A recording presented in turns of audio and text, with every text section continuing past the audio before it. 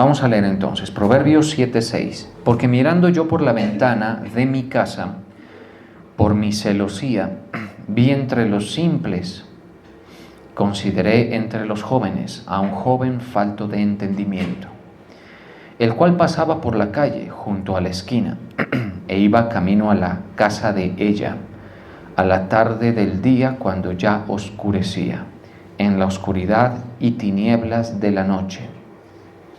Cuando he aquí una mujer le sale al encuentro, con atavío de ramera y astuta de corazón, alborotadora y rencillosa, sus pies no pueden estar en casa. Una vez está en la calle, otras veces está en las plazas, acechando por todas las esquinas. Se asió de él y le besó, con semblante descarado le dijo: sacrificios de paz había prometido, hoy he pagado mis votos. Señor, te damos gracias, te reconocemos a ti, Padre eterno. Tú eres bueno, fiel, gracias por permitirnos estar en este día, en esta actividad, Señor. Sabemos que tú habitas en medio de la alabanza de tu pueblo. Te pedimos que tú nos instruyas, nos enseñes con tu palabra en el nombre de Jesús. Desde la ventana de mi casa miré a través de la celosía, vi a los inexpertos y entre los jóvenes observé a uno de ellos falto de juicio. Bueno, aquí encontramos al rey Salomón en la composición de este proverbio, ¿sí?, en el que se ve la invitación a prevenir o estar atento a las artimañas, en este caso de lo que aquí se titula como la ramera, ¿sí? En otra versión dice contra la mujer adúltera. En términos generales es una advertencia en general para que las personas no caigan, digamos, en un camino que les atrape, que les complique la vida, que les arruine, que les afecte, ¿sí?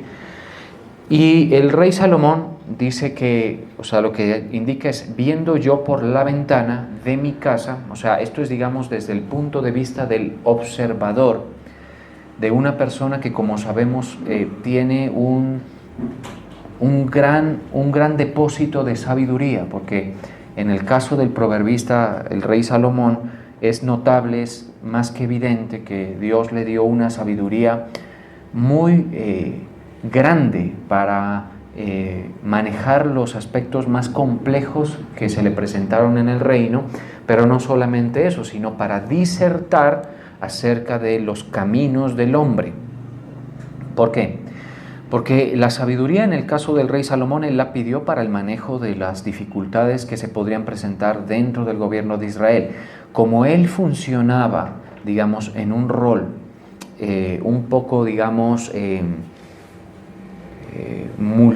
multifacético, porque era rey, al mismo tiempo era general de ejército, al mismo tiempo era una especie de sacerdote en cuanto a la dirección espiritual, no en cuanto al oficio sacerdotal, sino a la dirección espiritual, pero además también eso era como un juez. Entonces vemos un rol muy polifacético en él, ¿sí? Polifacético en esos aspectos que les comento, es decir, no era un rey que tenía, digamos, limitadas sus facultades a ciertas decisiones, sino que pues tenía que tomar decisiones muchísimo más complicadas de tipo del gobierno y de ser juez en conflictos entre los ciudadanos. Digamos que los conflictos más complejos quizá podían llegar a él para ser manejados por él, para ser considerados por él. Hay un caso en el que él resuelve un tema bien interesante con dos madres, ¿sí? Que básicamente están peleando por un hijo, ¿sí? por los hijos. Y es curioso porque él resuelve eso de una manera muy impecable, sacando a la luz el verdadero sentir materno de la madre auténtica, ¿sí? De esa situación que se le presentó. No vamos a entrar en esos detalles. Lo que quiero que note usted, si tiene pues interés sobre eso, ahí está en la escritura registrado lo que ocurrió con ese conflicto.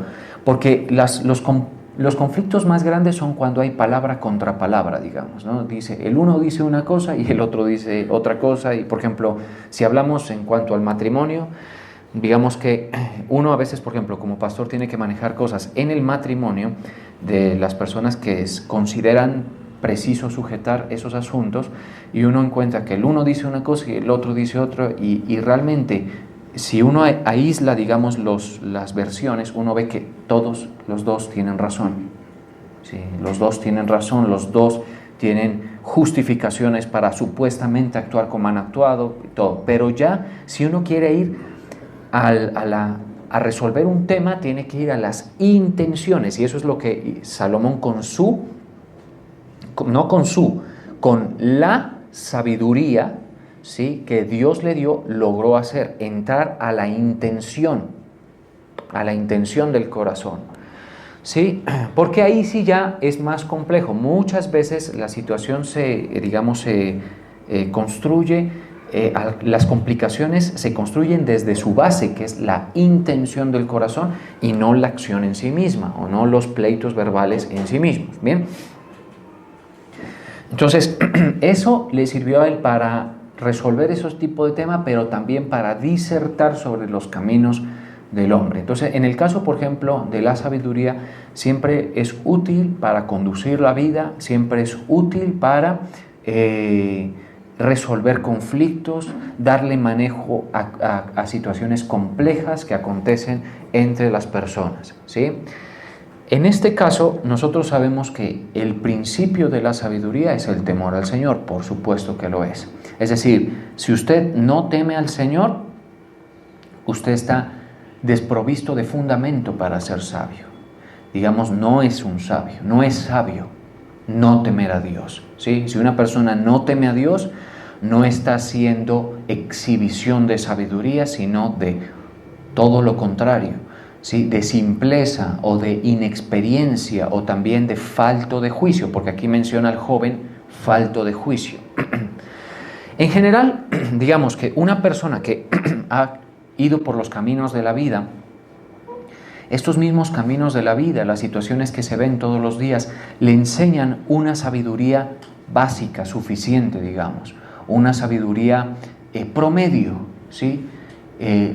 Digamos que lo que nosotros llamamos que es la escuela de la vida, que es vernos a nosotros mismos y ver a otros, ver otras parejas, ver a los compañeros de trabajo, ver a los padres, ver a todas las personas que nos rodean, y aprender de eso, eso nos da una sabiduría promedio. ¿Estamos de acuerdo?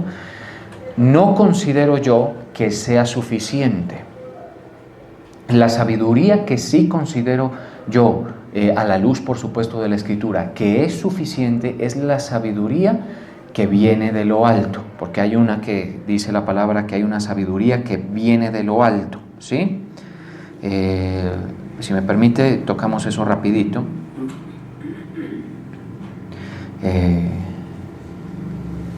Eso no recuerdo dónde es que está.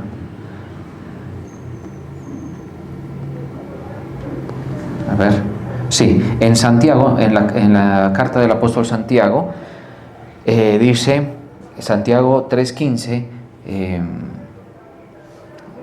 3:17 más exactamente, pero la sabiduría que es de lo alto es primeramente pura, y la describe, pura, después pacífica, amable, benigna, llena de misericordia y de buenos frutos, sin incertidumbre ni hipocresía. Esa sabiduría es la que, digamos, sí hace a una persona competente para resolver muchos aspectos de la vida, y lo hace mejor, ¿sí?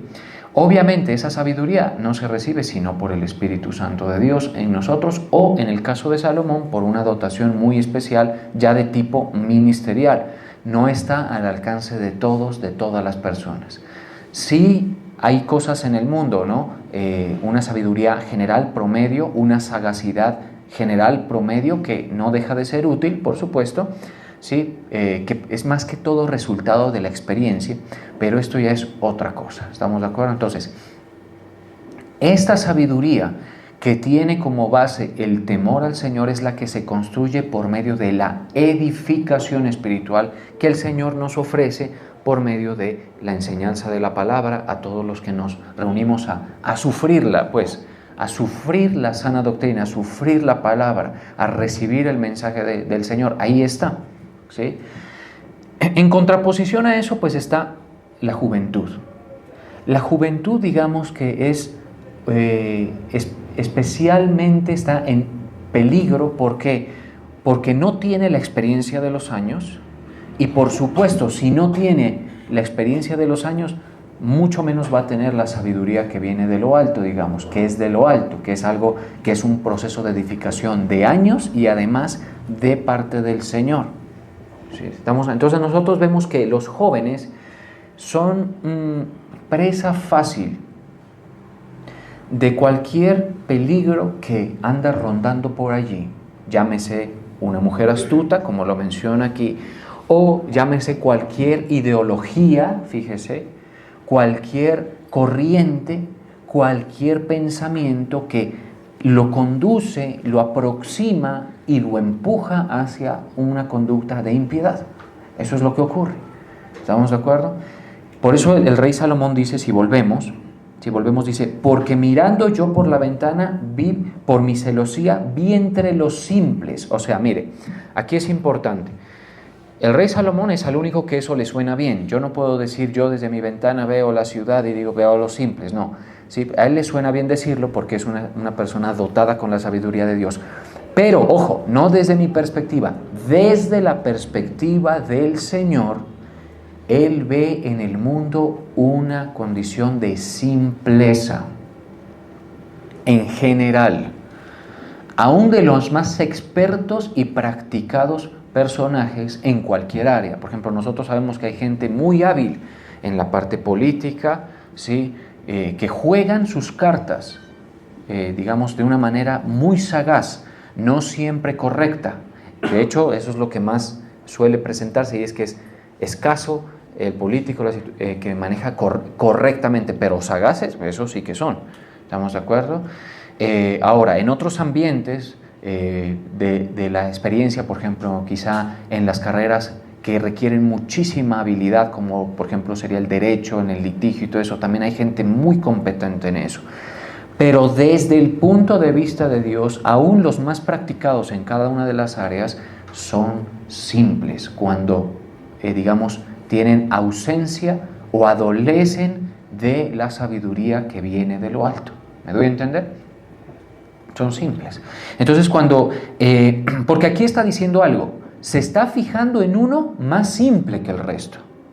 Pero en general, cuando él se asoma por su ventana, el rey Salomón, o en la ilustración de la composición de este proverbio, o sea, cuando él se asoma, él ve simples, y entre los simples ve uno que es el que va a caer, y es el que le va a ir mal, y es el que va a precipitarse más rápidamente al error, y es el que tiene garantizado, digamos, el desenlace del impío. ¿Estamos de acuerdo? Porque ha sido presa o va a ser presa fácil de, en este caso, la ramera. Entonces, note usted, dice, porque mirando yo por la ventana, por mi celosía, vi entre los simples. Entonces, en el mundo hay una condición que es la simpleza. ¿Qué podemos considerar? Inexperiencia, porque en la nueva versión internacional lo traduce así, ¿sí? Otro dato importante. O sea, vamos a construir que, según la Biblia, ¿qué es ser simple? ¿Estamos de acuerdo? Inexperto, en la palabra de Dios para todos dice ignorante, ¿sí? No sabe cómo son las cosas. Y obviamente eso es algo que el mundo lo tiene muy marcado. No saben, ¿sí? Por ejemplo, mire, ¿qué no sabe la gente? ¿Sí? La gente no sabe que, según el dogma de la Escritura, ¿sí? Que es algo bastante respetable, por supuesto que sí, es lo más respetable que hay, ¿sí? El alma no muere, el alma no deja de existir, ¿sí? Eso no lo sabe, ¿sí? Mucha gente, ¿sí? Por eso hay gente que no tiene seguridad para responder sobre este punto. ¿Sobre qué punto? ¿A dónde vas a ir tú cuando mueras? Primero que todo, la primera, digamos, obstáculo a eso sería, ¿acaso cuando yo muera hay algo más? Bueno, sí, la ignorancia te deja en condición de simpleza, a mí y a ti, ¿sí? O a ti y a mí, ¿sí? Nos deja en condición de simpleza. Ahora, inexperiencia también, por supuesto, es ignorar lo importante, ¿sí? Y no tener práctica en lo importante también es simpleza. También podemos considerar que otro concepto que se asocia con la simpleza es la ingenuidad. Sí, es una ingenuidad considerar que Dios no va a llamar a juicio a las personas. ¿Sí? Es una ingenuidad pensar así. ¿Sí? Es una ingenuidad pensar que uno solamente vive esta vida, es como un animal, digamos, refinado. Si somos producto de los procesos evolutivos que tanto adherencia tienen en todas las mentes, si somos eso, sí, eso es ingenuo pensar así, porque la materia no puede producir sentimiento, no puede producir conciencia, no puede producir autodeterminación, ¿sí? ¿Se da cuenta cómo opera la simpleza?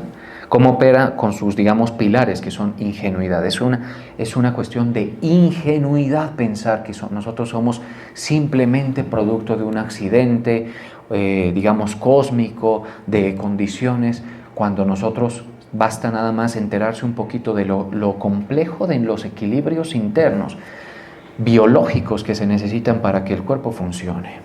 Eso es tremendo, ¿sí? Vemos que eso también puede entrar dentro del concepto de simpleza, que es ignorancia, inexperiencia, ingenuidad. Y podríamos mencionar otras cosas que quizá se me vayan ocurriendo, digamos, a la luz de la palabra en el transcurso del camino. Pero con eso como base, entonces, ¿qué ve el Señor cuando se asoma a su ventana? En este caso el rey Salomón. ¿Por qué lo quito de en medio a Salomón? Porque obviamente él puede considerar eso por algo que Dios le dio, la sabiduría que viene de arriba. ¿Estamos de acuerdo? Se asoma y ve simpleza en la gente, ingenuos. A veces eso juega a favor de nosotros. ¿Estamos de acuerdo? La ingenuidad, la inexperiencia y la ignorancia. Si usted tiene esos tres elementos, eso le juega hasta cierto punto a favor a usted. Y se lo voy a demostrar por qué le juega a favor. Recuerda cuando el Señor estaba crucificado y lo insultaban y lo vituperaban y todo. Y el Señor le dijo al Padre, el Señor Jesús le dijo: Padre, perdónalos, ¿por qué? No saben lo que hacen. Eran un puñado de simples, siguiendo órdenes, haciendo su trabajo y dejándose dirigir por lo que la mayoría de gente se deja dirigir, que son las emociones, ¿sí? Que viven en un estado emocional exacerbado. O sea, nosotros tenemos derecho a sentir emoción y todo, pero en la sobriedad que nos encaja la verdad de las Escrituras. ¿Me doy a entender? Estos eran de ese tipo.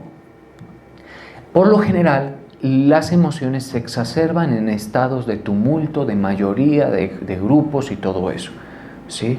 Ahí es donde se exacerban. Entonces vemos que ellos eran, obviamente, que los romanos tenían a su favor que no conocían la Torá, no conocían las instrucciones de Dios, no eran un pueblo que había tratado con Dios. Por eso cuando el Señor pide perdón, pide en parte por los romanos y por algunos judíos, algunos, pero no todos. Habían unos que sí sabían lo que estaban haciendo, ¿estamos de acuerdo? Es más, y también se los voy a demostrar. Hay un pasaje, ojalá lo encuentre,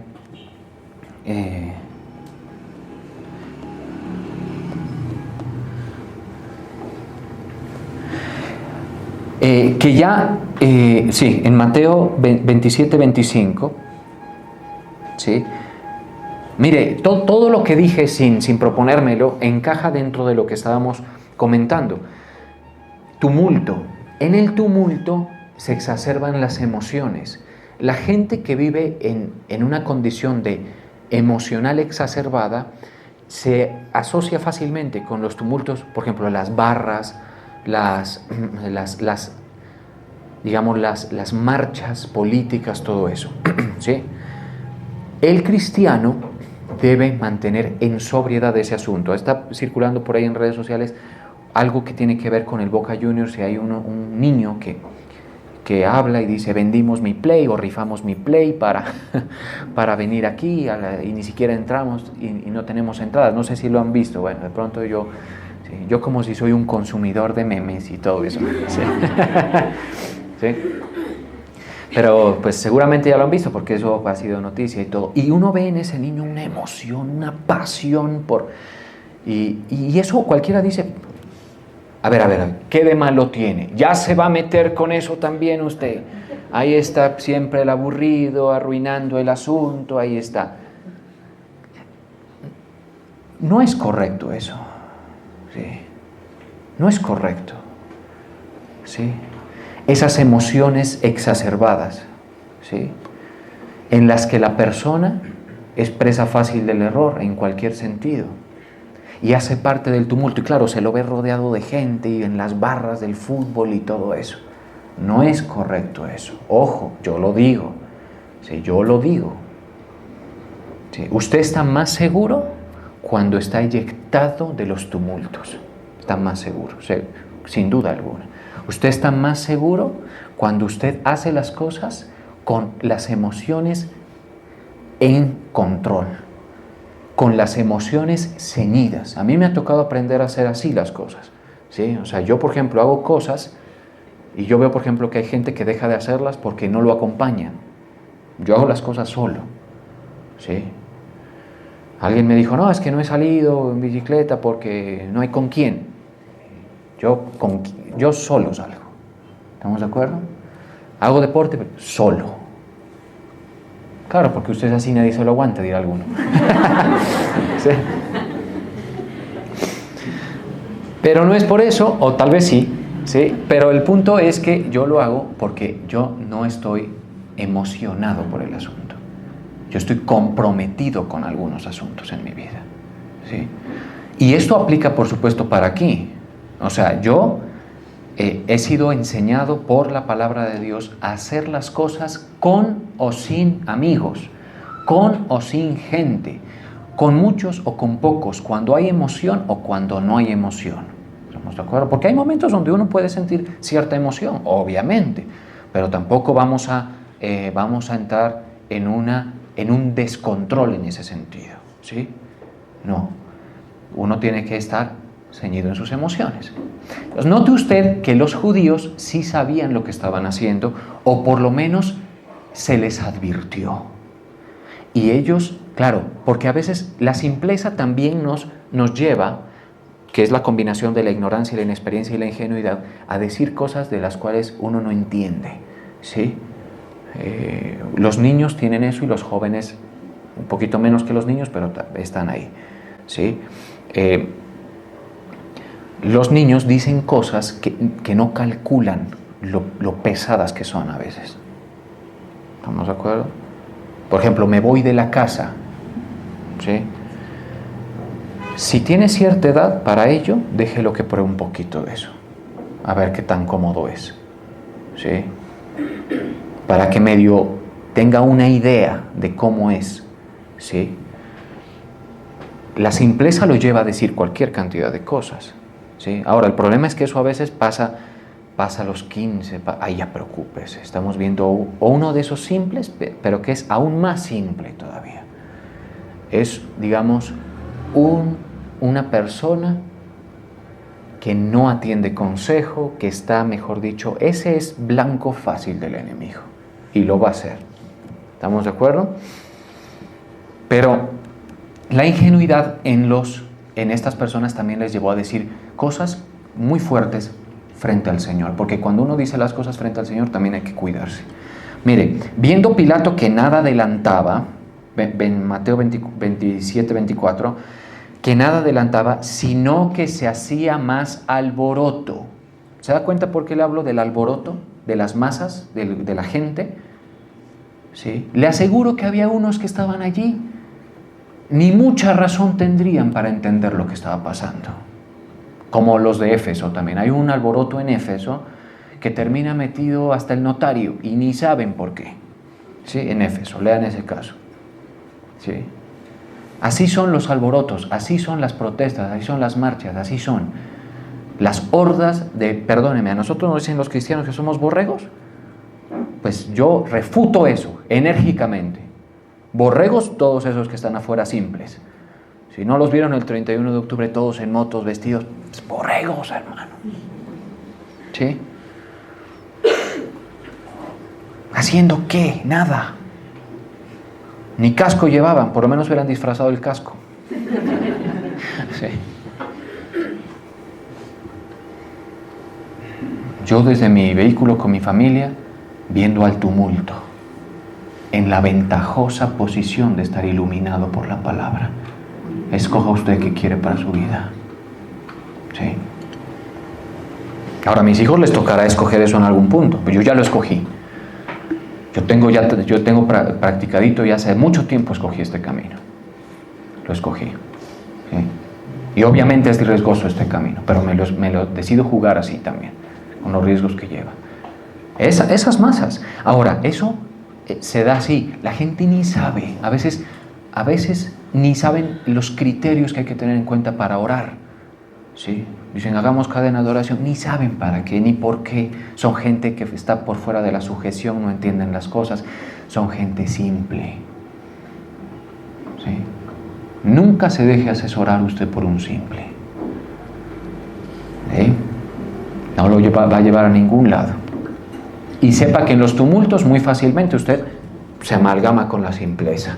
Y si usted es un poquito apercibido, se le quita en medio del tumulto. ¿Estamos de acuerdo? Sino que se hacía más alboroto. Tomó agua.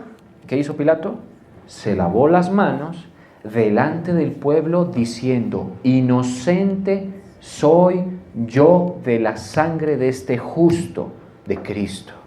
¿Por qué? A Pilato, la mujer de él soñó, y sabe, cuando se levantó turbada, le dijo de esas cosas que las mujeres cuando son, porque uno sabe distinguir a la mujer que está hablando de parte del Señor y a la mujer que está hablando en la normalidad de la parte emocional de la propia condición femenina. La mujer se levantó y le dijo al poderoso Pilato, porque Pilato era poderoso, le dijo, ojo, hoy va a pasar algo, no tengas nada que ver con ese justo. No tengas nada que ver. Entonces él se lava las manos, dice, inocente soy yo de la sangre de este justo, allá vosotros. Y así hay que hablar con los simples, allá vosotros. Después de advertidos, allá vosotros. Y respondiendo todo el pueblo dijo, ojo a esto, su sangre sea sobre nosotros y sobre nuestros hijos. Ahí me da terror eso. ¿Sí? Luego a Israel le pasan unas que uno dice, ¿y por qué? ¿Se da cuenta? Uno dice, ¿por qué a Israel le pasan ese tipo de cosas tan brutales como por ejemplo lo de la Segunda Guerra Mundial y todo eso? Uno dice, ¿dónde estaba Dios cuando pasó eso? No calculan, mire eso. ¿Sí? Mire a esos atrevimientos, porque cuando uno es simple, uno se atreve a muchas cosas. ¿No? Así es la cosa. Entonces se da cuenta de los tumultos. Entonces cuando Salomón se asoma a la ventana, dice, vi entre los simples, consideré entre los jóvenes a un joven falto de entendimiento. Ese está privado de todo, ese no tiene la experiencia de sus padres, ese tampoco tiene la palabra de Dios, ese no tiene nada, ese cree que la vida es muy sencilla, que todo es de sentir, que todo es que me guste, que todo es que me agrade, ¿sí? Que no va a pasar nada, que puedo caminar al filo yo de la navaja y no pasa nada, tranquilo. Pruebo drogas, pruebo mujeres, pruebo todo y satisfago mi alma y dirá alguno, la he logrado llenar, he logrado llenar mi alma. Si no sabes tú, ni siquiera te das cuenta de eso, estás en un camino de muerte. Estás en un camino de muerte. Así le estés pasando muy rico hoy. Y eso se lo digo a todos. Los mundanos están en un camino de muerte, así le estén pasando muy rico. ¿Sí? están en un camino de muerte. Porque la mujer representa muchas cosas, ¿no? Aquí dice, el cual pasaba, ya vemos que es una persona falta de entendimiento, no sabe, esa persona está entre los tumultos, es emocional, no tiene las consideraciones del cuidado de las emociones. Mire, uno las emociones las va a tener hasta que se muera, sí, básicamente, pero uno tiene que tener control sobre las emociones, muchas veces, muchos momentos, ¿sí? Es muy importante eso, con la sabiduría de Dios. El cual pasaba por la calle junto a la esquina e iba camino a la casa de ella.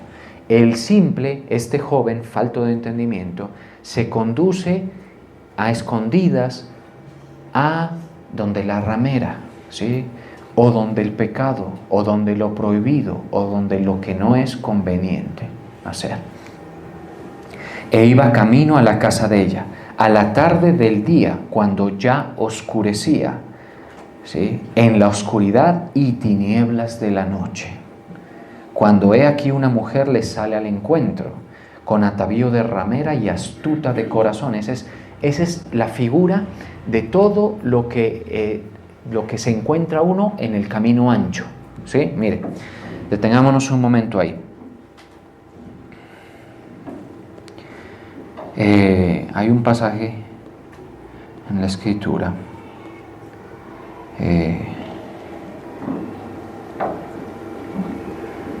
Permítame. En Mateo 7:13 dice, entrad por la puerta estrecha. ¿Se da cuenta?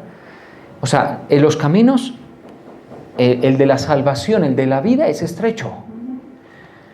Porque ancha es la puerta y espacioso el camino que lleva a la perdición. Uno en el camino ancho se va a encontrar de todo. Se va a encontrar a la mujer adúltera, a la mujer fornicaria, al hombre fornicario, por supuesto, a los grupos que le presentan ideologías, a los grupos que le presentan vicios, a los grupos que le presentan cualquier cantidad de cosas como positivas, ¿sí? Como positivas. Algunas de ellas son, digamos, está subrepticio en ellas lo que es negativo, y parecen causas nobles, causas refinadas, causas muy adelantadas, progresismo y otras cosas, ¿sí? En el camino ancho uno se va a encontrar el pecado, se va a encontrar la concesión al pecado, ¿sí? Por lo general, cuando uno llega a la iglesia, por muy chiquito que llegue, ya ha probado algo de lo que hay en ese camino ancho, ya ha probado algo, ¿sí? Bien, porque ancha es la puerta y espacioso el camino que lleva a la perdición. Ese joven falto de juicio está camino a la perdición, y muchos son los que entran por ella, muchos. Porque estrecha es la puerta y angosto es el camino que lleva a la vida, y pocos son las que la hallan. Entonces, nosotros hallamos la puerta al anuncio del Evangelio y entramos cuando creemos que Cristo murió por nosotros, por nuestros pecados. Pero para llegar a ese punto, usted tiene que salir de un grado básico de simpleza, de ingenuidad o de ignorancia. Porque cuando se le enseña a usted el Evangelio, atención, se lo está sacando de la ignorancia. Y eso es algo conveniente para todos nosotros, ¿sí? Se lo está sacando de la ignorancia a mí. Yo cuando hay cosas que no sé, cuando hablo con gente que conoce algo que yo no conozco porque están en ambientes, digamos, diferentes, le digo, dime cómo es esto, sácame de la ignorancia. Yo no me siento acomplejado por no saber, no. A mí no me dan temores, o sea, yo lo que entiendo es que yo no lo puedo saber todo y que hay gente que sí sabe algo que yo no sé.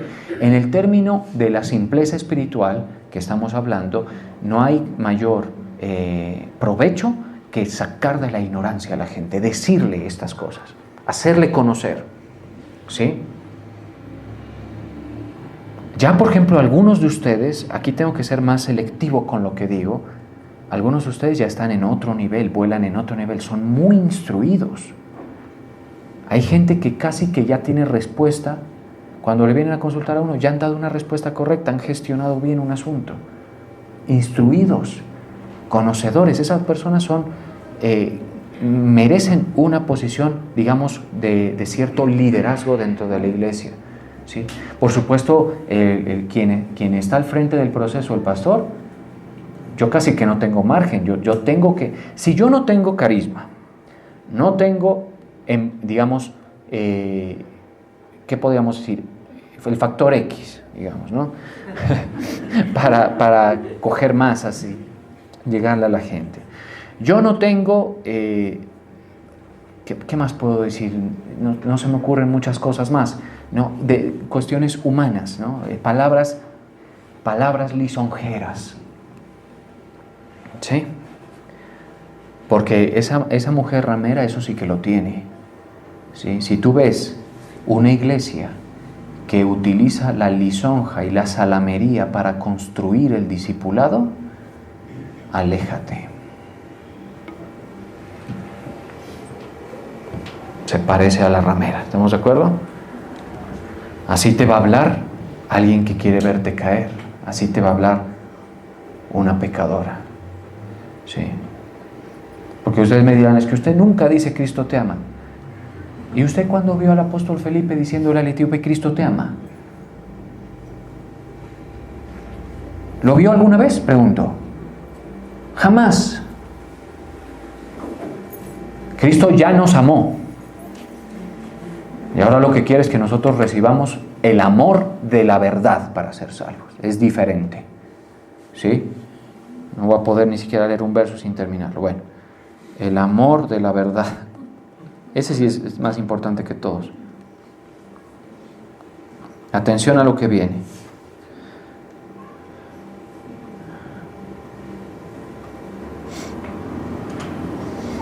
Mire lo que les va a pasar a los que no crean el Evangelio y cuando la iglesia sea levantada.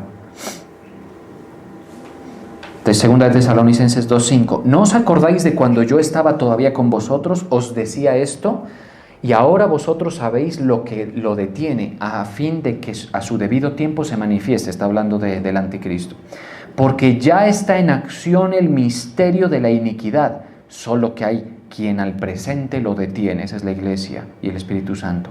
Hasta que Él, a su vez, se ha quitado de en medio. ¿Por qué se piensa que es más la iglesia? Porque dice Él con minúscula, ¿sí? Y es el cuerpo de Cristo.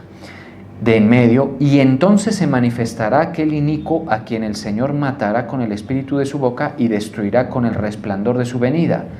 Inicuo cuyo advenimiento es por obra de Satanás, con gran poder y señales y prodigios mentirosos, engañará a muchos, y con todo engaño de iniquidad para los que se pierden. Diga conmigo, para los que se pierden. Por cuanto no recibieron el amor de la verdad para ser salvos. Entonces, el amor no es Cristo te ama. El amor es la verdad. ¿Estamos de acuerdo? ¿Lo creen, iglesia? Amén. El amor es la verdad. Si ustedes a mí no me ven, ay, que Cristo te ama y yo como te amo, discípulo. Ven para acá, cerquita de mí, tú eres especial, venga. No nos deje, no se pierda tanto. Sí. Lo extrañamos, ¿sí? Porque nosotros hemos conocido gente que le llama y dice, ahí está su puesto, ¿sí? Se lo ha extrañado muchísimo usted, ¿sí? No se pierda tanto. Claro, a ustedes les parece cómico, pues no están acostumbrados a eso, ¿sí? Sí, eso mejor dicho, el apóstol y yo más simplones que somos. Sí, como mucho lo saludamos. Sí. Pero bien, ¿sí? Con amabilidad como se debe, ¿sí? Pero más de ahí nada. Y una vez usted pone el pie aquí y decide meterse a sufrir la sana doctrina, la verdad, el amor de la verdad. ¿Qué cosa? El amor de la verdad. Eso es lo que usted tiene que recibir. Y lo han recibido. Entonces volvamos al asunto, ¿sí? Mire lo que pasa entonces. No recibieron el amor de la verdad para ser salvos. ¿Sí? Eso es lo que ocurre. Entonces los que se pierden van en ese camino. Están resistiendo la verdad. Están resistiendo todo el consejo del Señor. Obviamente se van a mantener en la simpleza. Usted, cuando recibe el amor de la verdad para ser salvo, usted sale de una etapa de ignorancia, luego se comienza a instruir y usted comienza a tener un perfil distinto. Usted comienza a adquirir sabiduría que proviene de lo alto, ¿sí? Verdad, nociones que le van a... Cuando usted realmente las ha tenido dentro, y eso el apóstol lo explicó el día de ayer, es muy importante asegurarse de que uno sea real en esto. Cuando uno realmente tiene dentro eso, uno ya lo tiene tan asimilado que uno basta nada más con ver a la ventana. Ese es el punto. ¿Usted se da cuenta? Basta nada más con ver a la ventana y ver la diferencia entre los simples y uno, entre los que se pierden y los que no lo son. Y no para juzgarlos y condenarlos, sino para, primero, predicar, hermano. Si usted no ve la urgencia de predicar el Evangelio, es porque usted todavía está entre los que se mueven con simpleza. Hay otro que está en condición de sabiduría que lo ve desde la ventana. Y usted se mueve en círculos, digámoslo así, en los ritmos de la vida que le lleva, ¿sí? Hace un tiempo vino una joven aquí, porque les digo que esta ramera puede ser una ideología perfectamente. Y se acercó con una actitud que me permitió comentarle y hablarle acerca de las cosas de la verdad. Pero una de las cosas que me preguntó, me dijo, ¿por qué usted habló en contra del progresismo? ¿No? Que son ideologías que pretenden, desmontar esquemas morales pasados para dar paso bajo criterios supuestos de tolerancia a toda forma de pecado posible. En ese sentido es que yo hablaba y se lo expliqué. Y cuando esta persona comenzó a hablar, era como que si su esencia personal la hubieran repartido entre diferentes ideologías. Esa persona no tenía identidad. Creía en la reencarnación, pero también creía en Dios. Eso es imposible, ¿estamos de acuerdo? Creía, por ejemplo, en que en una vida pasada ella fue un gusano y que se portó demasiado bien, digamos, y que llegó a ser lo que es hoy, una joven. ¿Sí? Pero es que son cosas tremendas, ¿sí? Porque hay gente que es más simple que otra. Y cuando le preguntabas si había vida después de la muerte, decía, no creo, porque nadie ha ido y ha venido para que nos diga. ¿Cómo que no? Cristo fue y volvió. Cristo fue y volvió. Él ya nos dijo cómo es, el curus, el paso, la interfase. Él ya nos dijo, ¿estamos de acuerdo? Obviamente yo no le iba a hablar así, simplemente yo le hablaba como a un nuevo, pacientemente, con el amor de la verdad. La verdad por delante, el amor la acompaña. ¿Estamos de acuerdo? Para que salgan de la simpleza. Y con ese mismo amor de la verdad, con la verdad por delante, te digo a ti, joven o adulto, lo que seas, cuidado con los caminos que llevas, cuidado. Revisa bien eso. ¿Crees que te vas a comer el mundo? ¿Crees que sabes más que tus padres? ¿Crees que eres más orientado que ellos? ¿Sí? ¿Crees que conoces todas las cosas? ¿Crees que la vida es de sentir y de pasarla bien y todo eso? No es suficiente. Vas a ser presa fácil. Y eso ocurrió cuando ve aquí una mujer le sale al encuentro con atavío de ramera y astuta de corazón, alborotadora y rencillosa, que protestan. No te conformes, no te dejes. ¿Por qué? En la iglesia te dicen eso, tus padres te dicen eso. No te dejes aconsejar. Vívelo como tú quieres vivirlo. Siente, experimenta y todo eso. Camino de muerte hay detrás de eso, y se los voy a demostrar, por supuesto. Se asió de él y lo besó, porque hay cosas así que son tan seductoras que atrapan a la juventud, que atrapan a los adultos también. ¿Sí? Por eso uno tiene que tener cuidado, porque, por ejemplo, uno tiene un hogar construido y llega alguien, ¿sí?, y lo seduce con sus palabras, lo seduce al hombre o a la mujer. De todos casos se han visto. Las mujeres han caído y los hombres también han caído. ¿Sí? Y obviamente la persona a veces tiene un hogar que no le satisface y todo eso, pero eso no es razón para obrar incorrectamente. ¿Estamos de acuerdo? No es razón. Y a veces dan pasos en un sentido equivocado. Por eso no debe ceder uno a las demandas de las ideologías, de la ramera, del pecado que asedia a nuestra puerta todos los días. Todos los días está allí. Todos los días está allí. Se asió de él y le besó. Con semblante descarado le dijo: sacrificios de paz había prometido, hoy he pagado mis votos, por tanto he salido a encontrarte. Bueno, ahí nos vamos a saltar un pedazo, ¿sí? Porque se hace lo que tiene que suceder allí.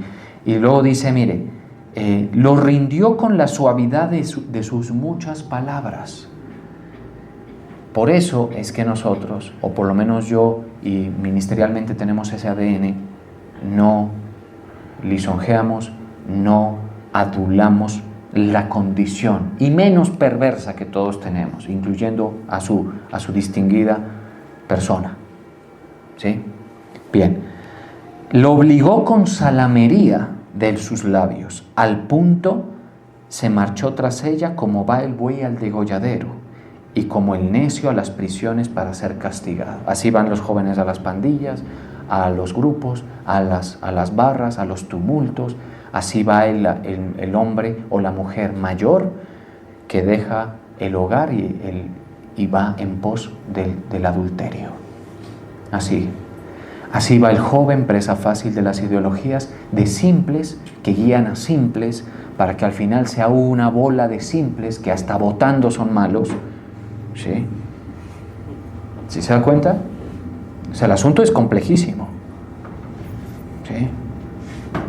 Desorientados en todos los sentidos. Este mundo, para que usted cuando salga, usted no se coma el cuento de que usted es el que, si usted ha creído el Evangelio, usted está mejor, con diferencia, que toda esa bola de simples que van marchando por el camino ancho, porque ahí sí que cabe gente. ¿Sí? Si usted me dice, es que, ¿por qué somos menos los que sufrimos la sana doctrina? Porque en el estrecho no cabe tanta gente. ¿Sí? Y van marchando a través de ideologías hacia una pena de eterna perdición. Ahorita vemos ese verso. Y no sabe qué es en contra de su vida. Mire, la decisión del joven, del simple, es en contra de su vida, hasta que la saeta traspasa su corazón. Ahora pues, hijos, oídme, y estad atentos a las razones de mi boca. No se aparte tu corazón a sus caminos. Así quien te lo diga sea de otra iglesia, ¿sí? O un expastor que no tiene ministerio, o quien sea que te lo diga, y menos si te lo dice una persona parecida que no tiene el eje en la verdad. Cuidado, no se aparte tu corazón a sus caminos, no yerres en sus veredas. Uno no debe ser parte de lo que las multitudes hacen, porque a muchos ha hecho caer heridos, y aún los más fuertes han sido muertos por ella. Estas decisiones dañan ministerios. Por ejemplo, en el caso de Sansón, estas decisiones no solamente pueden embolatar un potencial de salvación, sino la vida misma. O sea, lo bueno de la vida podría llegarse a embolatar por ceder ante estas cosas. Cuando el joven, por ejemplo, tiene que estar estudiando y tiene que aprovechar las oportunidades y tiene que construir un futuro y una economía, ahí es lo bueno, es que se mantenga allí, en eso. O sea, esto es tan profundo que puede afectar la salvación y puede afectar lo presente. Y lo afecta, y vemos gente muy embolatada, ¿sí? Gente que, pues yo lo digo con respeto, ustedes no saben de quién estoy hablando, pero hay gente que pudo tomar decisiones mejor tomadas. Hoy lo llaman a uno y lo llaman llorando, que no pueden más con su hogar, que no pueden, por malas decisiones. ¿Sí? Las veredas mal escogidas. Dice aquí, no yerres en sus veredas, porque a muchos ha hecho caer heridos, y aún los más fuertes han sido muertos por ella. Camino al Seol es su casa. Ojo a esto, que conduce a las cámaras de la muerte. ¿A dónde conduce? A las cámaras de la muerte. Esa es otra forma de decir el Hades. Es otra forma de decir el infierno. ¿Estamos de acuerdo? Está hablando de esto. Entonces, cuando uno va entendiendo estas cosas, pues ya depende de cada cual, ¿no? ¿Qué tan